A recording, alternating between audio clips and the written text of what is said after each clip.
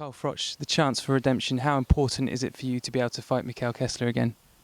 It's gonna define my career for me. So to put it in words for importance, it's difficult to find the words to describe how important it is. It's a career-defining fight, and it will secure my legacy. So it doesn't really get much more important than that. The first fight was an absolute barnstormer. Is it going to be round 13 as soon as you get in the ring, or are you going to come with slightly different tactics this time?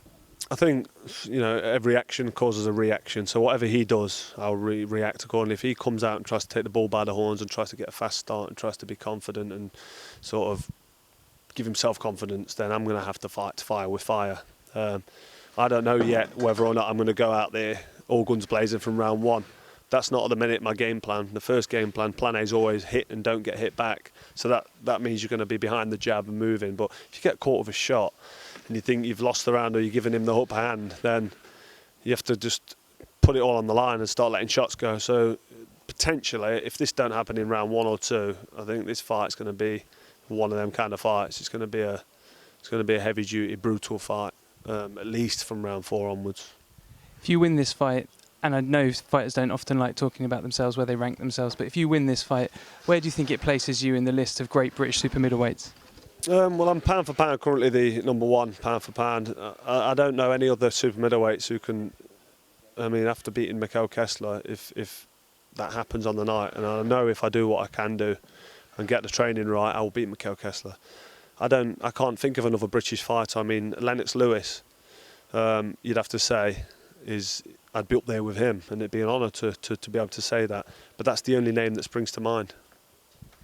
You're in tremendous shape already. Mikhail looks in great shape. This is a kind of throwback fight to those great fights that we've seen in the past.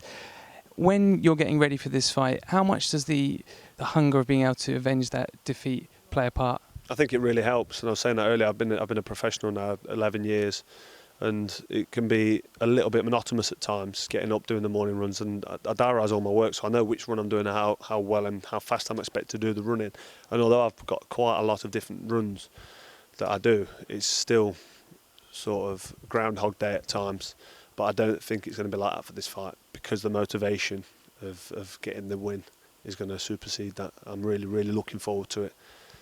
Have you ever been to a fight at the O2 before? Because we look at the arena here, it's empty, but I've been to a couple of fights and the atmosphere is electric. Have you ever witnessed a fight here?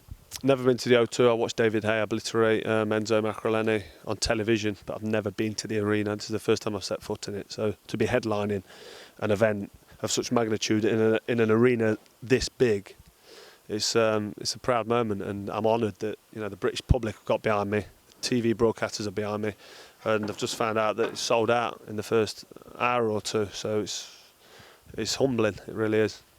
Earlier on in your career, there was a famous quote that you said that you were one of Britain's best sportsmen and maybe better than Tim Henman.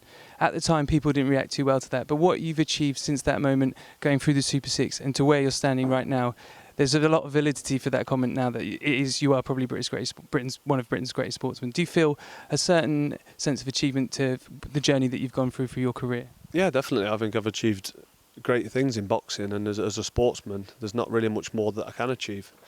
So, what I said back then a few years ago, sometimes you say stuff to try and get noticed and get a bit of recognition and to make people sort of stand up and count you so you can get acknowledgement. And it's not always the right thing to do. Sometimes you take bad advice and put your name to quotes that are made because you're told it's the right thing to do. And I'm not going to retract anything I've said in the past, but since becoming world champion and since doing what I've done and since I've been in charge of my own destiny and fate, and I say what I mean, then I say all the right things and I speak the truth, and it comes from the heart. And I think I do deserve to be ranked up there with some of the best sportsmen. It's as simple as that. But it's not a ranking that I give myself. I'm in the fight game because I love the fight game. I love boxing. I don't need to box anymore for financial gain.